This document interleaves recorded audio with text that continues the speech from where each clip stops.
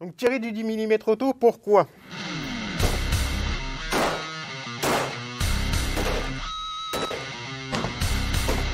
Le 9 mm c'est super, mais de temps en temps on a besoin d'un peu plus de sensation.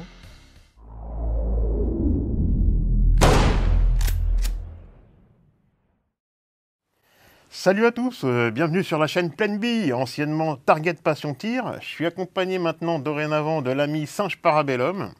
Alors pour cette première vidéo, de quoi va-t-on parler mon cher ami? Bonjour, on va parler du calibre 10 mm auto. Et on va voir si c'est un calibre qui vaut le coup. Le 10 mm auto ou encore le 10 mm Brent 10 ou appelé aussi le 10 mm Norma a été conçu pour l'arme Brent 10 qui elle a été conçue par Jeff Cooper. Oui, le 10 auto, Jeff Cooper il l'a inventé parce que c'était un instructeur de tir d'ancien marine qui avait une certaine réputation et en fait il cherchait à avoir un calibre plus péchu que le 9 mm et même que le 45 qui sont des calibres efficaces, mais pour quelqu'un comme Jeff Cooper il avait envie de plus parce que le 9 para c'est un calibre qui n'a pas beaucoup de stopping power. Le 45, il a du stopping power, mais c'est un calibre qui est assez lent. Tout à fait. Et donc, il s'est dit, on va faire quelque chose de mieux. Et puis, il s'est mis d'accord avec une boîte californienne qui a sorti le Brent 10. Et Norma, le fabricant de munitions suédois, avait besoin d'aller sur le marché américain. Et donc, ça les intéressait. Et donc, le truc s'est fait comme ça. C'est en 1986 que le 10 mm auto a été adopté par le FBI. Puis comme tu le sais, il a été remplacé par le 40 Smith & Wesson. Puis à l'heure actuelle, ils sont revenus au 9 mm, parce que les cartouches ont évolué depuis au niveau du stopping power. Ils voulaient utiliser le 10 auto, mais c'était un calibre trop péchu pour beaucoup d'agents. Et donc ils ont fini par adopter le 40 Smith & Wesson, qui est une version un peu courte et allégée du 10 auto. Exactement. Et d'ailleurs, les mauvaises langues aux États-Unis, pour le 40 Smith & Wesson, ils l'appellent le short and weak, SW short and weak, ce qui veut dire court et faible. Mais bon, ce qu'il faut savoir, c'est que outre-Atlantique, quand même, le 10 mm auto n'a pas perdu son attrait, puisqu'il sert beaucoup au niveau du tir sportif pour des tireurs IPSC. On a une munition qui a un pouvoir d'arrêt du 357 Magnum dans une petite cartouche, bien souvent, par exemple, utilisée dans des Glock avec des chargeurs de haute capacité. Donc le 10 mm auto, c'est le grand frère du 40 Smith & Wesson. Ils possèdent tous les deux une taille d'ogive similaire en .40. Bien sûr, on en a une qui est plus longue que l'autre, donc fatalement il y aura plus de poudre et c'est ça qui va donner le côté péchu de ce calibre, qui est d'ailleurs comparé au 357 Magnum quand on l'a dit tout à l'heure. À savoir quand même, par rapport au 40, on a une amorce qui est large pistol sur le 10 mm auto, et sur le 40, comme sur le 9 mm, on a du small pistol. Tout ça simplement pour une histoire d'inflammation de poudre. Donc en France, on va retrouver très peu de munitions malheureusement, parce que c'est encore un calibre qui n'est pas démocratisé, à mon grand désespoir. Donc on va retrouver essentiellement du Cellier Bello, ça c'est pour les munitions les moins chères, donc au niveau tarif, on se retrouve à peu près quelque chose près, à quelques euros près, au tarif du 45 ACP et du 357 Magnum. On va aussi retrouver de la Partisan PRVI. Donc ça, c'est pour les munitions, on va dire, classiques. Après, on a des munitions qui coûtent beaucoup plus cher. On va retrouver du Remington et American Eagle de chez Fédéral. Où là, par contre, on a une boîte de 50 à 50 euros la boîte, 55 euros. Donc là, on est quasi à 1 euro la cartouche. Et puis après, bien sûr, les prix s'envolent avec les Hornady XTP. Donc là, c'est des boîtes de 20 et c'est le prix de la Norma ou de la American Eagle. Donc par contre, en rechargement, comme le 45 ACP et le 357 Magnum, ce qui est intéressant, c'est qu'on va pouvoir encore aussi diviser le prix par deux. Donc on va avoir un coût de rechargement, je dirais même inférieur au 45 ACP, parce que le poids des ogives est plus léger. Donc au niveau du coût, quand vous achetez des ogives en 10 mm auto, elles reviennent moins chères par 500 que du 45 ACP normal. Les ogives sont plus lourdes parce que sur le 10 mm auto, j'en ai pas parlé, on va retrouver des projectiles de 180 à peut-être jusqu'à 220 grains. On va parler aussi un petit peu caractéristiques de la munition, de son énergie cinétique et de sa vitesse en sortie de canon. Ouais, c'est dingue de se dire que entre le 9 mm et le 10 mm, il n'y a que 1 mm Exactement. de diamètre. Eh oui. Mais effectivement, il y a plus, la cartouche est plus longue, donc il y a plus de volume, donc plus de poudre et plus de puissance. On est autour de 900 joules pour du 10 mm auto. Hein. Ça peut être moins plus selon le rechargement, selon la marque. Exact, ouais. Alors qu'on est autour de 600 joules pour du 9 mm et aussi pour du 45 ACP. Donc c'est une balle qui va aller plus vite, qui va taper plus fort. Et qu'on va pouvoir... Enfin, on va pouvoir en mettre beaucoup dans un chargeur, donc ça la rend vraiment très intéressante. Donc ça, c'est vous. Et ça, c'est celui dont elle vous dit de ne pas vous méfier.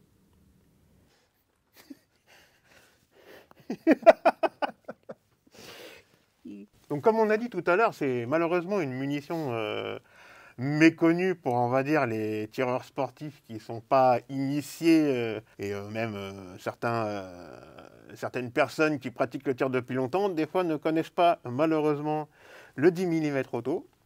Donc cette munition, vu qu'elle n'est pas distribuée énormément dans notre pays, eh ben on n'a pas non plus beaucoup d'armes qui chambrent cette munition. De toute façon, il n'y a pas beaucoup d'armes tout court qui va chambrer cette munition. Donc bien sûr, on va retrouver les Glock. Donc là, en l'occurrence, Glock 20. Donc il y aura le Glock 29 et le Glock 40 qui ont des tailles différentes. Hein. Un en subcompact, l'autre en standard et l'autre en compétition plus IPSC, notamment, je pense au Glock 40.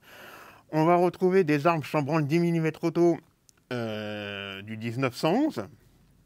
Donc ça, il y a pas mal de marques qui en font. Hein. Il y a Smith & Wesson, chez Kia Colt.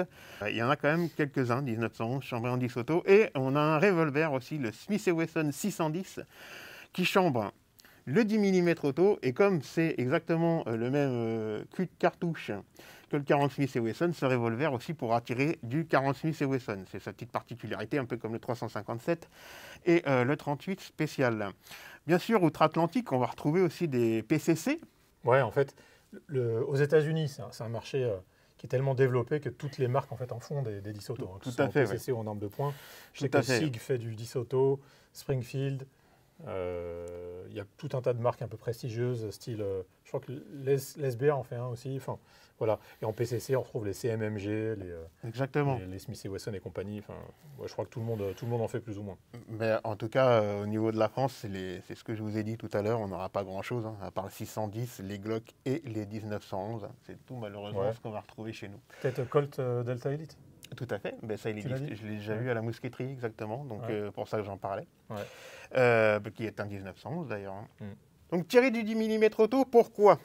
Enfin, à mon humble avis, le 10 mm auto, pour moi, c'est une munition qui est très, très précise. Hein. Sans forcer, à 25 mètres, je tiens le 8 de la C50. Au niveau des gongs, pareil, hein, ça marche très bien. On a une super sensation, franchement, qu'on retrouvera rarement avec un autre PA. C'est franchement, c'est mon calibre, en tout cas coup de cœur. Ça se recharge assez facilement, on retrouve assez facilement de la poudre, hein, notamment la SP2 chez Vectan et la N105 chez Vitavury. Donc c'est un calibre qui gagne quand même, qui gagnerait à être connu pour sa précision et sa sensation. Toi, Mathieu, je sais que tu as acheté aussi un Glock 20. À part le fait que tu as kiffé sur le mien et peut-être que ça t'avait donné envie d'acheter aussi un Glock 20, pourquoi as-tu choisi le 10 auto aussi dans ton râtelier Une 9 mm, c'est super, mais de temps en temps, on a besoin d'un peu plus de sensation. J'aime bien aussi les PA parce que tu as des sensations avec un revolver, avec du 44 Magnum et du 357, ça c'est sûr, mais ce sont des revolvers. Quand tu veux de la pêche dans un semi-auto, le 10 mm, c'est bien. Le gros inconvénient, c'est le prix. C'est ce qui fait que quand tu ne recharges pas, effectivement. Mais après, le prix, comme je disais, c'est le prix d'une boîte de 45. Mais le problème, c'est que c'est mal distribué. C'est surtout ça que je vais lui reprocher. Moi. En fait, c'est pire que le 45. Hein. Là, j'ai regardé pas plus tard qu'hier. Le 10 auto, c'est 35 balles la boîte. Le 45, on est plutôt autour de 25. Là, je parle de la France. Je sais pas, aux États-Unis, tu me diras, j'ai regardé aussi aux États-Unis et il y a quand même une différence sensible de prix. Alors, c'est vrai que moi, ça fait un moment que je n'ai pas regardé un peu les prix, mais à l'époque, post-inflation, c'était le même prix. Alors, peut-être que maintenant, effectivement, comme tu le dis, et puis Clément avait encore des stocks il n'y a pas si longtemps que ça à la mousqueterie aux anciens prix. D'ailleurs, il me semble que tu as vidé les stocks. J'ai tout pris, il n'y en a plus. Hein.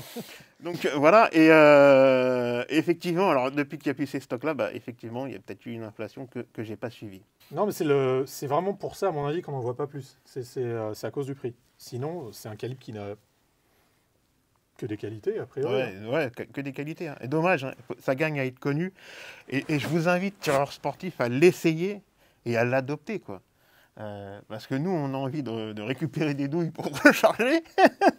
Et puis surtout, on a envie de pouvoir trouver des munitions un peu plus facilement. Et vous verrez qu'une fois essayé, hein, Mathieu, c'est l'adopter.